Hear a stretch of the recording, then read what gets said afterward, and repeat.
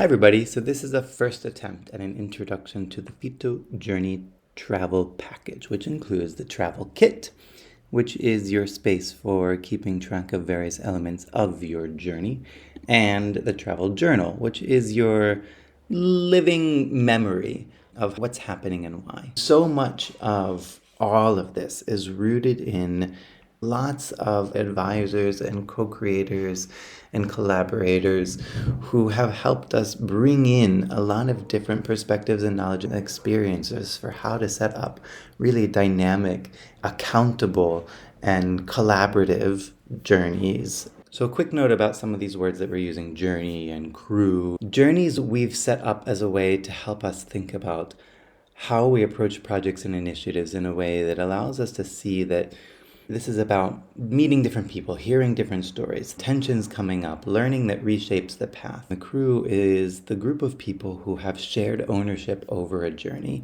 and that make collective decisions within that broader journey that we're hosting. This journey kit is meant to give us a lot of clarity to understand how we move together as a crew along the journey. And the kit is really kept in place by the anchor.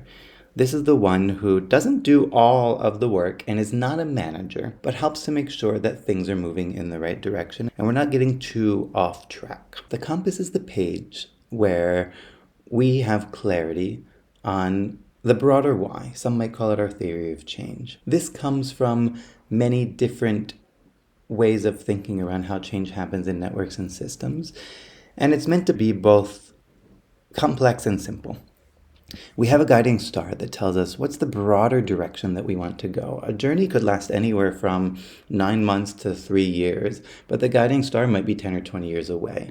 What the purpose tells us is this journey, why does it matter? And what change do we want to see during this? The weather is a bit of our problem statement, and identifying what's happening in the ecosystem, where the opportunities and leverage points are, while the terrain is telling us what are the conditions like trust and creativity and co-ownership that we want to create to be able to get us closer to that purpose. The signals tell us what are signs that we're going in the right direction. And the travelers tell us who are the people coming along. Once we do all that, we can finally start to think about what activities we want to do. Creating this compass is a very iterative process that can take anywhere from several months to a full year. We've started to outline the different things that we might do to help us create that compass. What do we know? What do we want to sense make around? How do we find alignment? And a big piece of this is the listening trail, where we spend a lot of time listening to what do people need, what do people want, what questions are they asking, what challenges are coming up. All of this then helps us go back to the compass and fill in all of these pieces. So while it might need a lot of time to get there, once it's there, it becomes something that pretty much stays there and guides us for the rest of our journey. Now we move into the map. The map tells us what's happening for our next period. A period can be defined in many ways. When is our next event series ending? Or when do we have a landing with our funder? Generally, they last anywhere from 4 to 9 months. And what it allows us to do is to say, okay, we know this is where we're going to go over the longer period. Now, let's plan for this period. And during that period, we say, what do we really want to test and learn? What do we want to reach? And what do we want to co-create? And then we say, what's going to happen? What are we specifically going to do? The major tasks are this. This person is going to lead it. This is going to happen at this point. Without putting all the little tiny tasks and details, there's another space for that. So we've got our compass. We've got our map. Now we start meeting. We've been meeting and communicating all along. This is what we're most familiar with. Meeting points, generally any 1 to 2 weeks for most crews. This is where we stop to coordinate, to make decisions, to share information, to tend to our relationships. We have a meeting structure that we really like, but every crew can adapt this for how it fits them.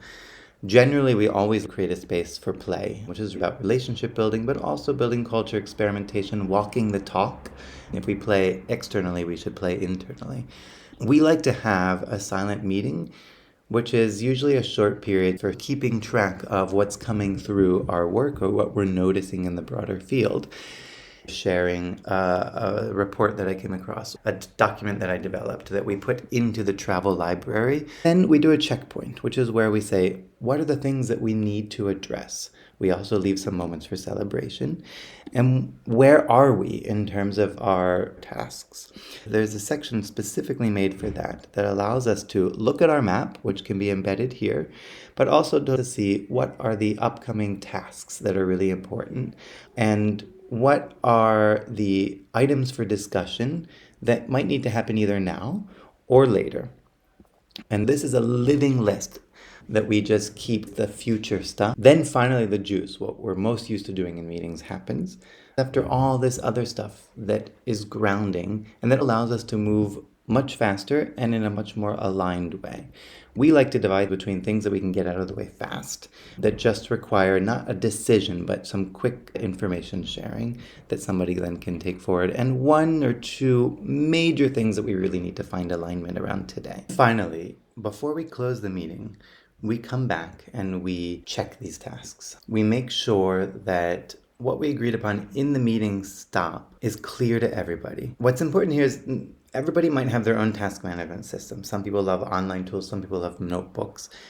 And this is not like all of the tasks that we have to do, but just the things that we agreed upon in this meeting. So we make sure that we have clarity, alignment, and we don't rely on AI pulling it out for us or the anchor to make an assumption. We write it down so that we have shared memory because we're managing many things and there's a lot of complexity, and we need to be able to have a place where we can come back and say, oh yes, I did say I was going to do that, or oh, that is something that we did talk about. So once we get to the end of our travel period, we have a reflection. There's many ways of calling this in different kinds of groups and teams and initiatives. We call it the lookout stops.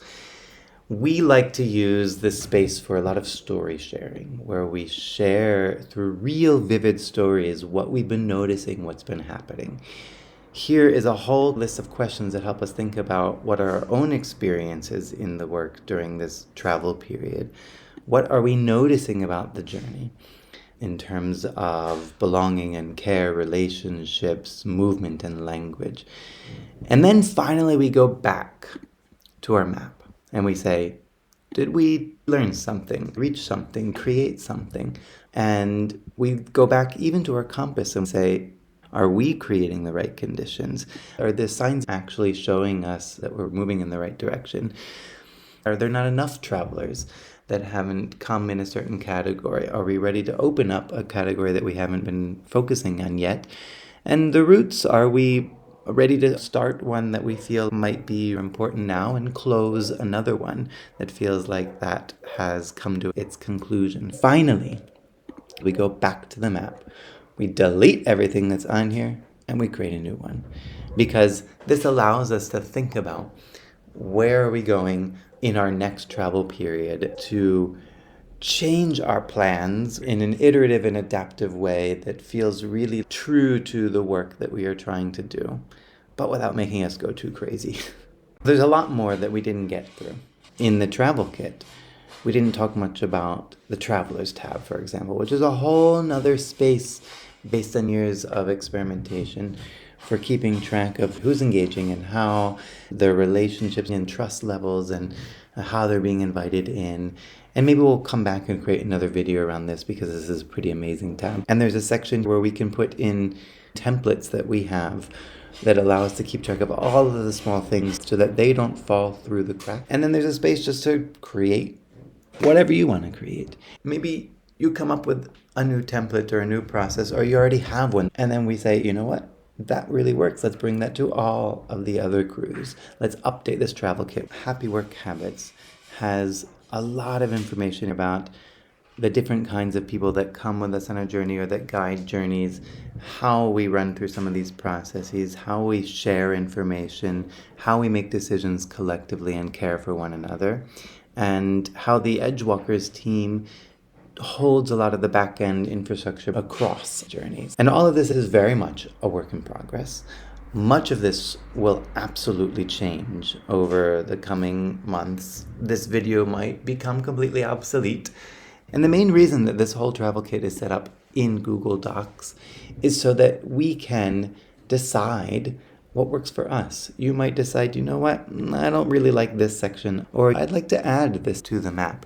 And that's perfectly fine because this is very dynamic and it's meant to fit whatever specific cruise needs are, while also allowing us to have some semblance of shared systems so that eventually the crews can talk to one another and share with one another. I hope you enjoy using the travel kit and enjoy your journey together.